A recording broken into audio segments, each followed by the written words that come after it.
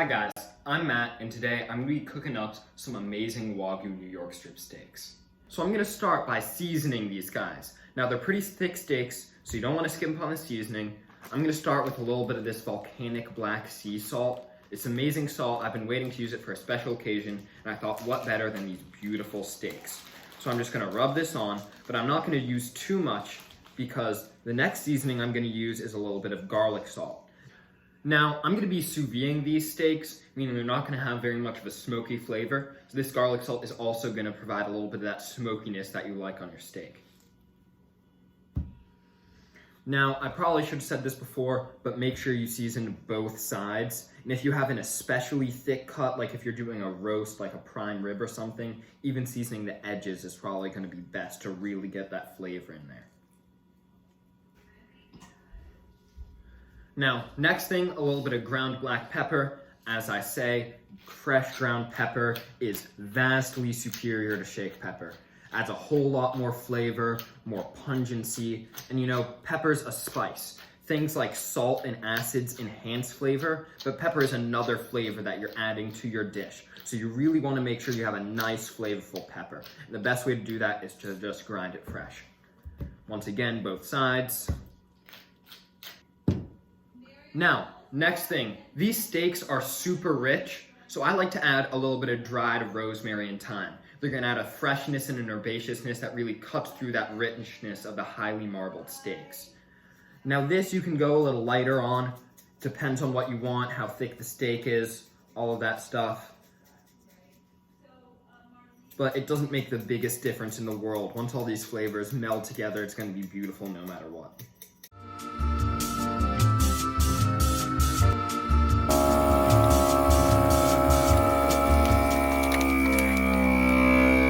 We got our beautiful vacuum sealed steaks, and they're going to go into the sous vide at 117.5 degrees for 2 hours. That's going to get them fully cooked through.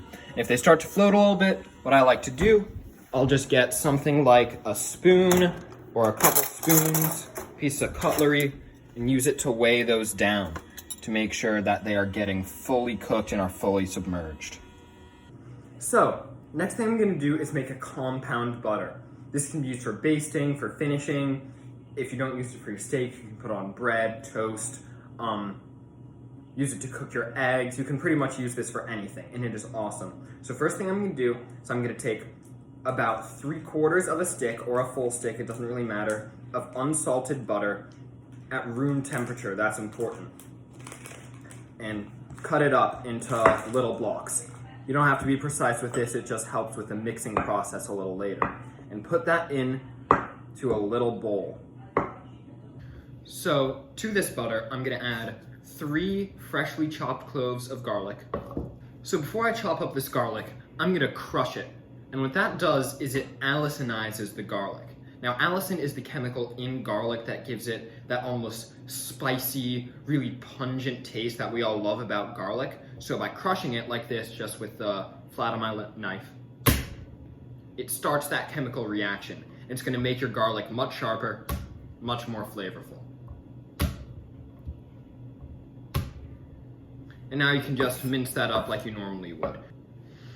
Now once you got that all done, right into, I'm actually gonna do about 3/4 of that. I'm gonna save some of it for when I baste those steaks. Right into that butter. Next, I'm gonna add some of this black Hawaiian volcanic sea salt. It's gonna give an awesome flavor, not to mention it's gonna make it look super cool. I'm hoping that black flavor will kind of go throughout it and turn it black, because that would be awesome. Now I'm using unsalted butter. If you have salted butter, obviously you can skip this step. A couple cranks of pepper. Not too many, because I'm actually gonna add some more pepper later. Some of that rosemary. Some of that thyme. Never have enough thyme, huh? That was stupid, I'm cutting that out. Little splash of paprika. It's gonna give it some nice color and a nice little smoky flavor.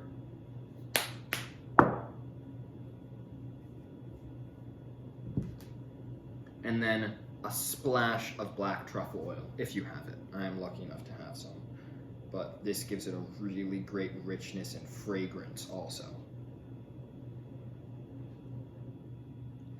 Now, last thing I like to do, I actually have some pink peppercorns and some coriander seeds. What I'm gonna do is I'm gonna blend these up in a spice grinder and throw them in there in a powdered form.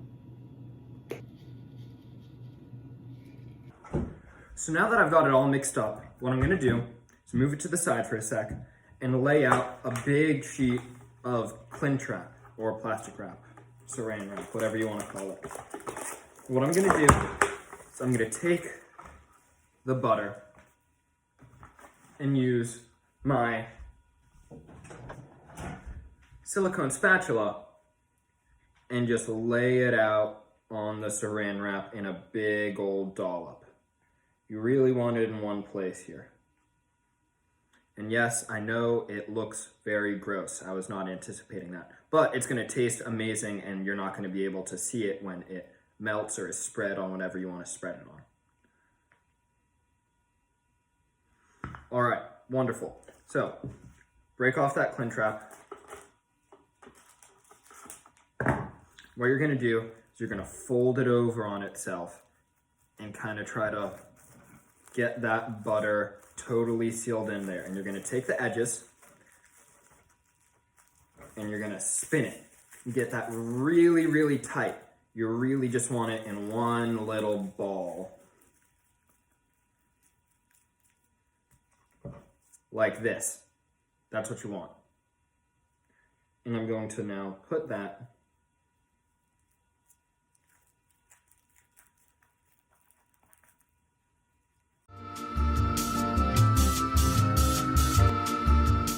and now I'm gonna put that in my fridge to let it harden up again.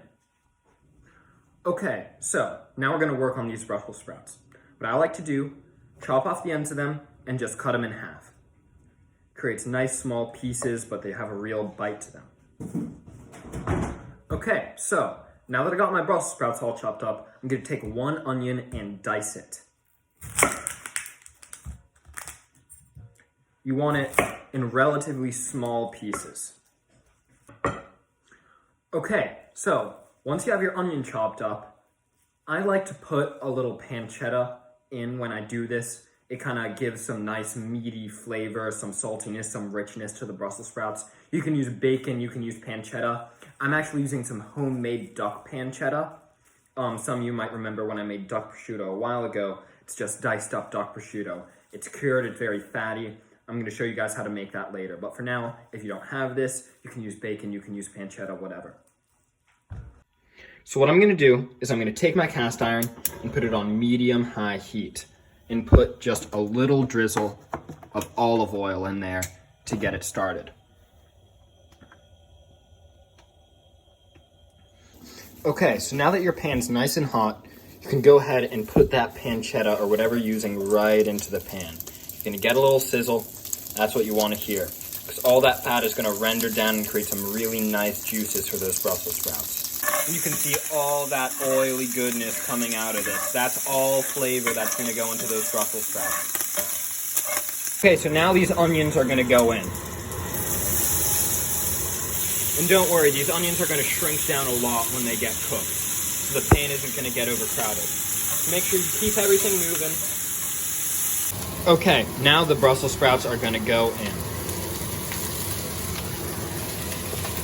And these Brussels sprouts don't have a lot of moisture, so that's why it's really important that you have plenty of that oil in the pan. If you're not using something like pancetta, it'll keep them moist, keep them flavorful. I'm just gonna season it with a little bit of my garlic salt, a little more olive oil, some fresh garlic, just a little bit, and some black pepper.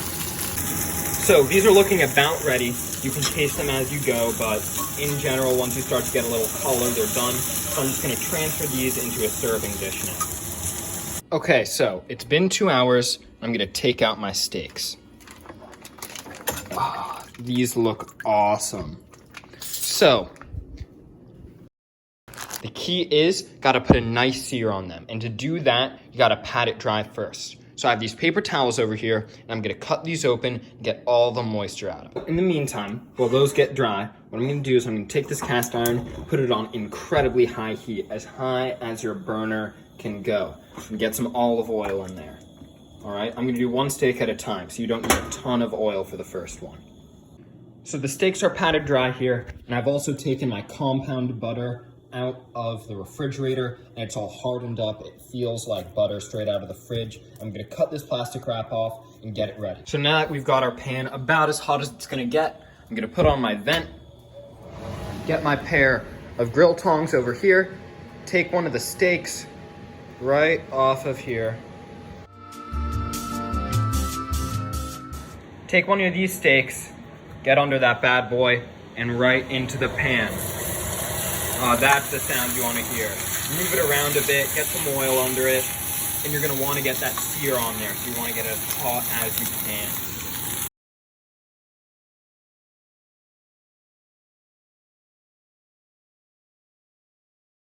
Cooking of the steak actually got done in the sous vide, so this is just to get that nice color and that nice Maillard reaction on the outside of the steak. So you're going to get some texture and a whole lot more flavor.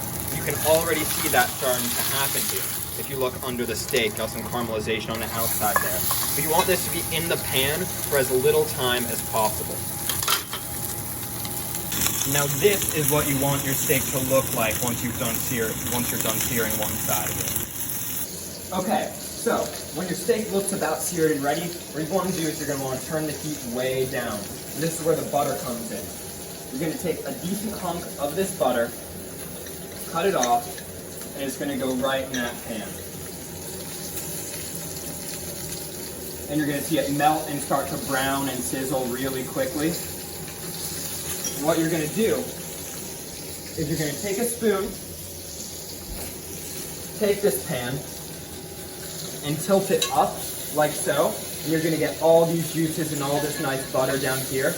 You're going to rotate the steak.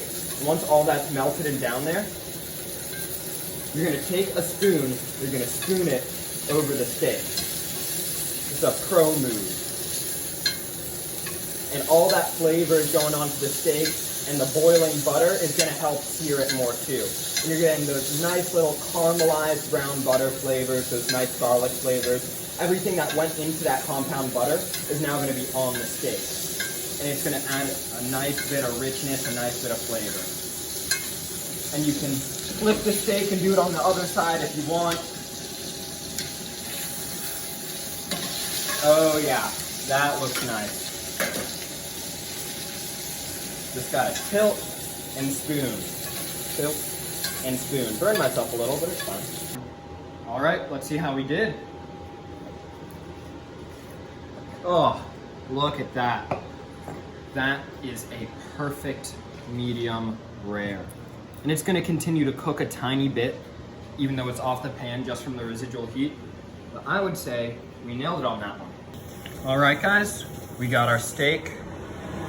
We got our Brussels sprouts. I'm gonna serve it with a little bit of brown rice.